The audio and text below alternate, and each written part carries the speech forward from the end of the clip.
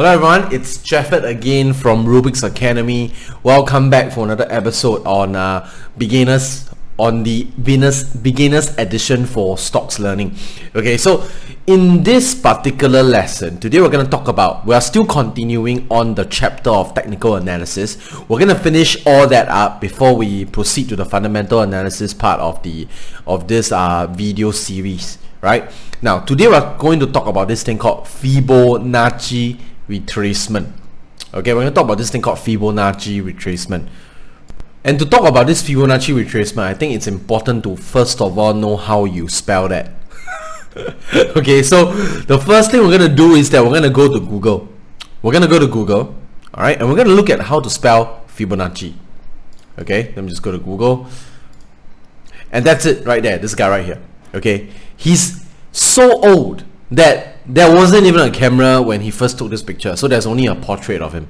Okay, this guy I believe existed in the 18th or the 17th century. Very old guy. Okay, now let's just do a bit of history. Okay, his name is Leonardo Bonacci. Now do not mistake him for Leonardo da Vinci. It's two different people. They are both Italians, but it's a different person. Okay, so he was a mathematician, and based on this, he was born 1117. All right, 1170. So, wow, 10th century. 11th century. Okay, and he was a mathematician, and he discovered this thing called a Fibonacci number. Okay, which is basically, now there's a lot of mathematics here, but let me just put it in very simple, layman, easy to understand terms for you and me. Basically, Fibonacci number or the Fibonacci sequence refers to a recurring pattern that we see in our daily lives. This recurring pattern could be the way flowers open their petals up. It could be the way that we distribute our funds. It could be the way that we cut up a cake. But basically, this Italian mathematician came to the realization that this Fibonacci sequence occurred a lot in our lives, and human behavior seems to like this particular pattern. We like to follow this particular pattern. Okay, that's it. Simple. It's as simple as that. Okay, now we are not here to learn about what all these are, what the formula is, who is Pinala, who is Liber Apache. No. That's not what this is about. Okay, and honestly, even I don't know any of this. This is my first time looking at this page. Okay, I have no idea. I only have a general idea of what it is, who he is, but other than that, I know nothing else about this guy. Now, why is it important to understand the Fibonacci sequence? It's important because of one simple fact. Okay, it's important because I already said human behavior likes to follow this particular sequence. And when human behavior follows this particular sequence, it means that they will likely behave in this particular sequence. Okay, and when they do behave in this particular sequence, it means that there is a certain degree of predictability that we can endorse and we can apply towards anything that we do. And one of those things that we like to do is to trade and invest. Okay, so that brings us back to why we are talking about Fibonacci in the first place. We're trying to identify a behavioral pattern that humans abide by when they trade in the capital markets. Okay, and one of those things is the Fibonacci sequence. Now, we'll go into the exact numbers later when I demonstrate it on the chart, but for now, just understand that in the market, price movements do not go like this. Okay, this is not how price moves. Prices do not go like this. This is also most commonly not how price moves. Price usually moves like that for an uptrend, okay, and like that for a downtrend. Now, what is the major difference between what I drew on the left and what I drew on the right? What is the major difference between the red arrow and the green arrow? The major difference is this part right here, which I believe you can see very clearly. Okay, now if something is about to shoot up, it doesn't shoot up parabolically in a parabolic manner. It has to take a breather. It's like when I go to a stadium and I start to record my sprints. I do sprinting. Let's say I'm a sprinter. I do sprinting. I start to record my sprints. There's no way that I can continue sprinting indefinitely. Everybody has a limit, and when you reach that limit, you have to take a break. Then you can start sprinting again. Same thing when it comes to price movements in the market. Okay, you have to take a break, and that retracement is the break, and that break occurs simply because people want to come out of the market. So for example, there's 10 of us. All of us say, let's buy this stock, let's buy Tesla, let's buy Google, let's buy Apple, let's buy Amazon, or whatever it is. Okay, so all of us go into the market and the market starts to go up. Now there will come a point where one of us or two of us or three of us say, look, I'm good, I made enough money, I am out of the market. And that is where for an uptrend a retracement will occur, because the opposite of buy is sell. If you had already bought the shares, you're gonna have to sell them away in order to cash out and make a profit, right? So out of the 10 of us, maybe 2 or 3 will drop out of the race, but the other 7 of us will stay in the race. Okay, and maybe more will come in to drive the price further upwards. Whatever the case, that is how retracements happen when people drop out of the race. That is the case for an uptrend. Now for a downtrend, people are shorting, now they decide to buy back. Okay, so that buying back causes the retracement for a downtrend. Basically, a retracement is a short-term movement in the opposite direction of the prevailing trend.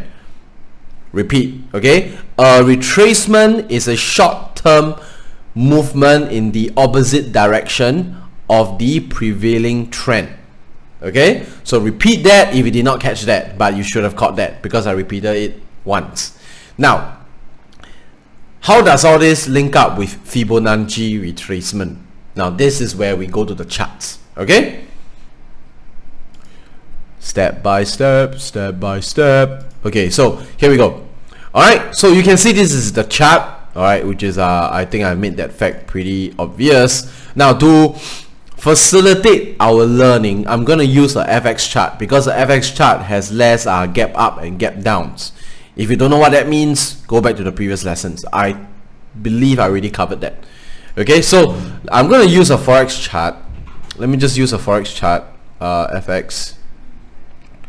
Okay, I'm going to use a pound US chart. Alright, you can see for a Forex chart, because the Forex chart trades for 5.5 days a week instead of 8 hours a day like stocks. There are way less gap downs and gap ups. Alright, so it's easier to demonstrate a certain tool on the FX chart because it looks smoother. It doesn't look disconnected. Okay, so let me just do that. Okay, so you can see this is the chart.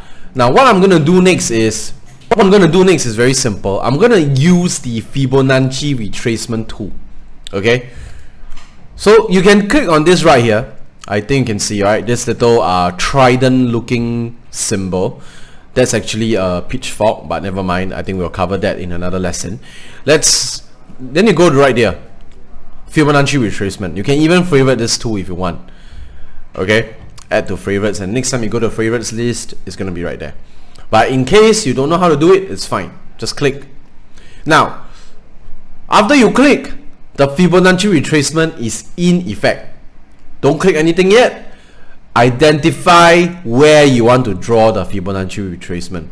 For Fibonacci retracement, we always draw from the left to the right for a uptrend. Okay, and we also draw from the left to the right for a downtrend. Okay, it's always from the left to the right. It's never from the right to the left. Doesn't make sense. Okay, you always want to go forward in time. You don't want to go backward. Okay, so if we want to find out where the retracement is for uptrend, we have to apply the Fibonacci retracement on an uptrend. Right? Makes sense, right? If I want to know when you're gonna take a break when you're sprinting, I'm gonna have to follow you while you're sprinting. Same thing. Okay? So you pick a low. Let's say I'm gonna pick this low right here. okay, and you stretch it all the way upwards. Hold on, click the mouse, don't let go of the mouse until you reach the top, and then you click again. Alright, the good thing about TradingView is that they make it very easy for you, very intuitive, very intuitive. Okay, so you can see I drew from this over here, which is the low, to the high. Okay, and you identify the low by identifying support levels. That is why I taught you support levels before I taught you Fibonacci. So you can see right here there's a support, right here. Okay, let me just draw that. Okay, so you see right there. Okay, so the color is the same. Let me put it in a different color. Okay, so you can see the red dotted line. That's the support. That's why I drew from the left to the right, and then you can see right here this is the resistance. Okay, so your job now is to find out, okay, whether the uptrend will continue. Now you can see all these are Fibonacci retracement levels. So you have one level here, you have one level here, you have one level here. Okay, wait. Okay, let me drag it down. Okay, one level here, you have one level here. Okay, you have one level here, and then you have one level here. Okay, so all the 5 dotted lines there are all the Fibonacci retracement levels. Okay, you can see it corresponds. Let me just zoom in a little bit. Sorry, this is not the zoom button. I always mistake that for the zoom button. That is the add symbol button, but somehow I always mistake it for the zoom button. Okay, anyways, sorry, just a bit of distraction. Now you can see that each of these levels, 0.236 is a Fibonacci number, 0.382, 0.5, 0.618, 0.786. Now the key levels to watch are always, okay, for me at least I find to be the key levels are 0.382, which is the 38.2 percentile, the 0.618 level, which is the 61.8 percentile, and the 0.5 percentile, and the 0.5 level, which is the 50th percentile. Okay, these are the 3 levels to watch: 0.382, 0.5, 0.6. Okay, so what is the significance of drawing all these levels out? It's very simple. When I draw all these levels out, what I'm expecting is for the price to come down, touch one of these levels and continue going up. That's why it's called a retracement. It's not a correction, it's not a reversal, it is a retracement. When we say that something is a retracement, we are expecting the prevailing trend to continue. We are not expecting the prevailing trend to do a U-turn. If it's a reversal, then yes, it will be a U-turn. Okay, then it will be a U-turn. Okay, so you can see that in this example, the prices continue to break through even below the 0.786 level. So what does this tell you? This tells you that this is no longer a retracement, it is a trend reversal. So this entire Fibonacci retracement is no longer in play. You can delete all of these lines. That is how you decide on whether the retracement play is still in effect. When it retraces past a certain level, especially past the 61.8 percentile, that is no longer a retracement. That is a full-on reversal. Means that prevailing trend has been totally destroyed. Okay, so now let's say I'm looking at the pound US. Again, you can see there's a downtrend over here, right? From here all the way down here, there's a downtrend. So what you want to do is you want to apply the Fibonacci retracement at the high, which is around here, and draw it all the way down. Again, from the left to the right to the low, which is around here. Okay, you can just stretch it out. Okay, so you can see that this is the retracement level from here to here. Now the question is, these are all potential zones where it will go up and continue the trend downwards. The only question is where and when. So like I said, Fibonacci retracement levels that are crucial is 38.2, 0.5, 0.618. So these are the 3 levels that you can watch out in order to see whether there will be a reversal. Okay, these are the 3 levels to watch out. Alright, so in short, when we say we are looking at a Fibonacci retracement, what we are trying to find out is whether the prevailing trend will continue. That, I think, is the most important thing that we're trying to find out. And whether we're trying to find out whether the prevailing trend is still weak or strong.